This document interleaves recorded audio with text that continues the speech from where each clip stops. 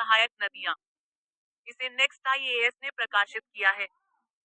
ब्रह्मपुत्र नदी प्रणाली तिब्बत के पठार से निकलने वाली एक प्रमुख नदी प्रणाली है, जो भारतीय उपमहाद्वीप के उत्तर पूर्वी हिस्से से होकर बहती है। इसका महत्व इस तथ्य में निहित है कि यह कृषि, पीने के पानी और विविध पारिस्थितिक तंत्रों को बनाए रखने के लिए लाखों लोगों को समर्थन प्रदान करती है।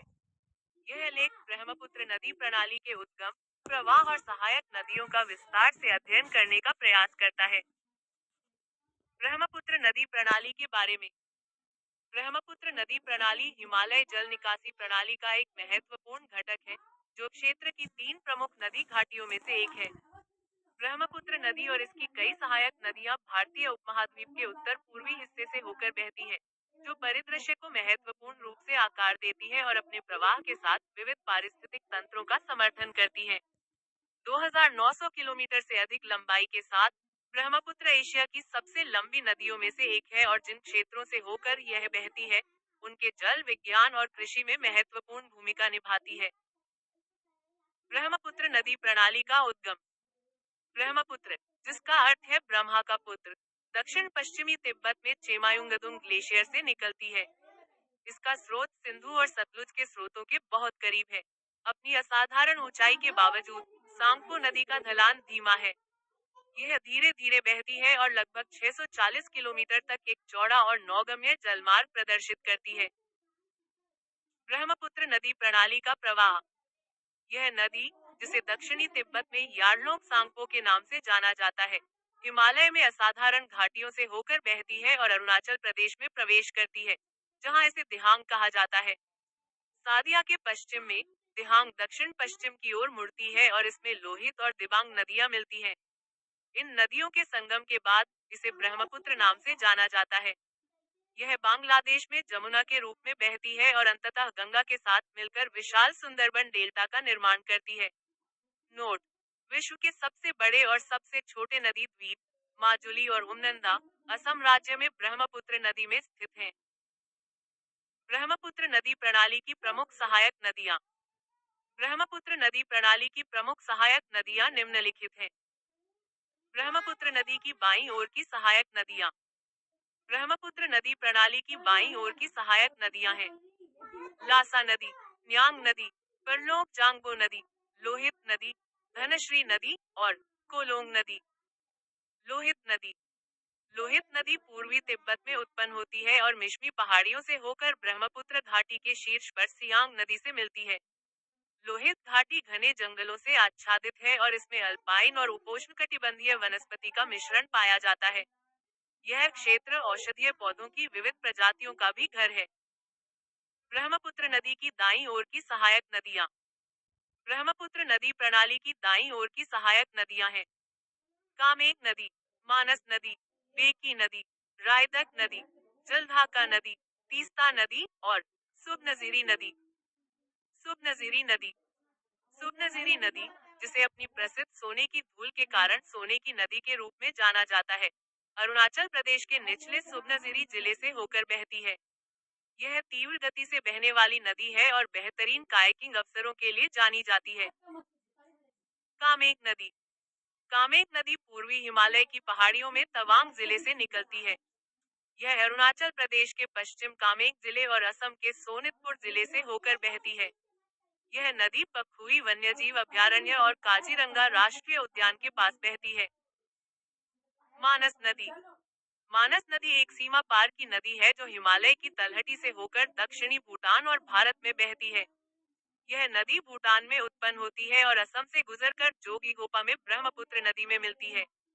इस नदी घाटी में 2 महत्वपूर्ण संरक्षित क्षेत्र स्थित हैं: भूटान का रॉयल मानस नेशनल पार्क और भारत का मानस वन्यजीव अभयारण्य। संकोश नदी। यह नदी उत्तरी भूटान में उत्पन्न होती है और असम में ब्रह्मपुत्र नदी में मिलती है। इसका ऊपरी जलग्रहण क्षेत्र हिमाच्छादित है, जबकि इसका मध्य और निचला भाग बहते पानी द्वारा निर्मित वी आकार की घाटियों से होकर गुजरता है। इसका पूरा जलग्रहण क्षेत्र घने जंगलों से ढका हुआ है। तीस्ता नदी। तीस्ता नदी का उद्गम उत्तर सिक्किम के हिमालय में स्थित सो लामो झील से होता है। रंगेत नदी तीस्ता नदी की एक प्रमुख सहायक नदी है, जो त्रिवेणी नामक स्थान पर तीस्ता नदी से मिलती है। दिबांग नदी। दिबांग नदी तिब्बत सीमा के निकट हिमालय की बर्फ से ढकी दक्षिणी ढलानों से निकलती है। यह नदी अरुणाचल प्रदेश के निचले दिबांग घाटी जिले में निजाम घाट के पास पहाड़ियों से निकलकर मैदानी इलाकों में बहती है।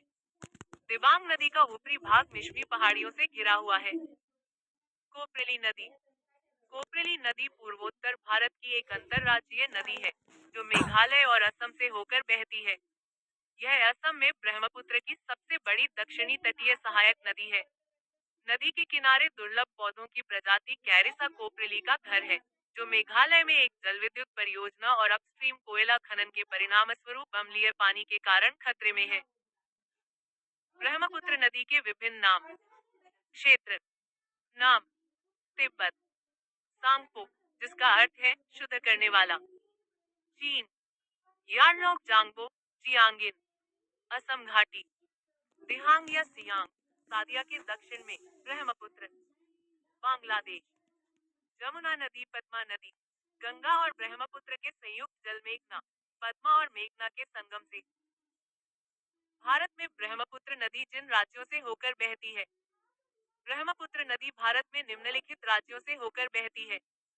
अरुणाचल प्रदेश, असम, मेघालय, नागालैंड, पश्चिम बंगाल, सिक्किम। ब्रह्मपुत्र नदी के किनारे स्थित शहर। ब्रह्मपुत्र नदी के किनारे स्थित प्रमुख शहर निम्नलिखित हैं। डिब्रूगढ़, पासीघाट, नीमती, तेजपुर, गुवाहाटी। नदी के किनारे सबसे महत्वपूर्ण शहरी केंद्र। ब्रह्मपुत्र नदी प्रणाली पर जल विद्युत परियोजनाएं। राज्य। जल विद्युत परियोजनाएं। अरुणाचल प्रदेश, तवांग, सुबनजिरी, रंगांदी, पाकी, पपुमपाक, धिंकरोंग, अपर लोहित, दामे, कामेंग। सिक्किम। रंगीत जल विद्युत परियोजना, तीस्ता जल विद्युत परियोजना। असम। कोपरेली जल विद्युत परियोजना। मेघालय। न्यूमट्रू जल विद्युत परियोजना। नागालैंड। दोयांग जल विद्युत परियोजना। मणिपुर। लोकटक जल विद्युत परियोजना, तिपाईमुख जल विद्युत परियोजना। मिजोरम। तविबाई जल विद्युत परियोजना, तोहिरियल जल विद्युत परियोजना, धलेश्वरी जल विद्युत परियोजना। निष्कर्ष। ब्रह्मपुत्र नदी प्रणाली व्यापक सहायक नदियों, विविध पारिस्थितिक तंत्रों और महत्वपूर्ण सांस्कृतिक धरोहर के साथ अपनी महत्ता को दर्शाती है। हालांकि यह नदी प्रणाली कई चुनौतियों का सामना कर रही है, जैसे पर्यावरणीय गिरावट, जलवायु परिवर्तन और विकासात्मक दबाव आदि। इन मुद्दों को संबोधित करने के लिए सरकारों, समुदायों और अंतर्राष्ट्रीय हितधारकों के समन्वित प्रयासों की आवश्यकता है, ताकि ब्रह्मपुत्र नदी प्रणाली का सतत प्रबंधन और संरक्षण सुनिश्चित किया जा सके और इसे आने वाली पीढ़ियों के लिए संरक्षित रखा जा सके। अक्सर पूछे जाने वाले प्रश्न। फैक्ट्स। ब्रह्मपुत्र को लाल नदी क्यों कहा जाता है?